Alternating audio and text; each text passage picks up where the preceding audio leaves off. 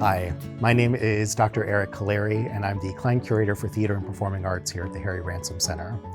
Today, I have this incredible hat that was worn by 3 generations of American stage actors. For the most part, 19th century stage actors in America were responsible for providing their own costumes. Over time, a sort of a tradition developed where these costume pieces would be passed down to new generations of stage actors. In this case, we have a wonderful hat that was originally worn by an American actor named Charles Fector, who probably wore the hat around the 1850s or so. And then he passed it along to the famous Shakespearean stage actor Edwin Booth. And Edwin Booth wore this in a production called Don Caesar de Bazan. Edwin Booth in turn passed the hat along to a child actress named Elsie Leslie that he was beginning to take in under his wing. Elsie Leslie was the Shirley Temple or the Drew Barrymore of her day. She was incredibly famous. You could buy little miniature dolls of her in the store. And this was a hat that, when she received it, it had already probably been in use at this point for over 30 years. It was probably already a little bit beaten up. So she decided to take it a little bit further and just dress the hat even more for a new play that she was doing, a stage adaptation of Mark Twain's The Prince and the Pauper.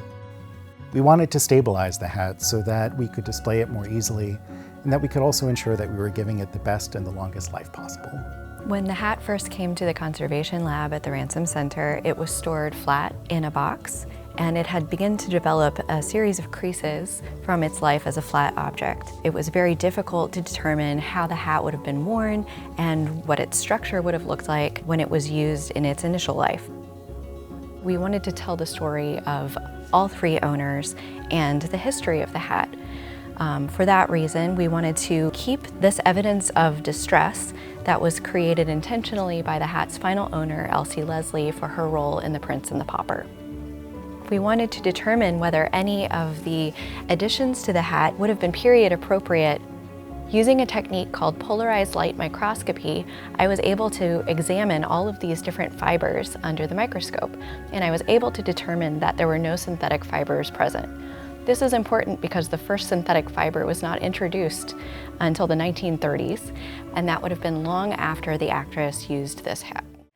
Under the microscope, I was also able to determine that the hat's felt is made almost entirely of rabbit fur, which is exciting for us because of the really distinctive patterns that rabbit fur has under the microscope.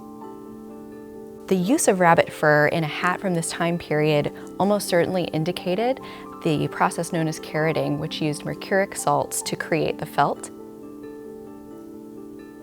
And if that was the case, this would certainly be indicative that this is appropriate for this time period. In order to confirm the presence of mercury, we used an analytical technique called XRF, or X-ray fluorescence, and using that tool we were able to determine that mercury was indeed used in the felting process. In order to safely display the hat, we considered both its fragility and the toxicity of the heavy metals that are present in the felt, and determined that we would create a mount that doubles as a storage solution and an exhibition solution.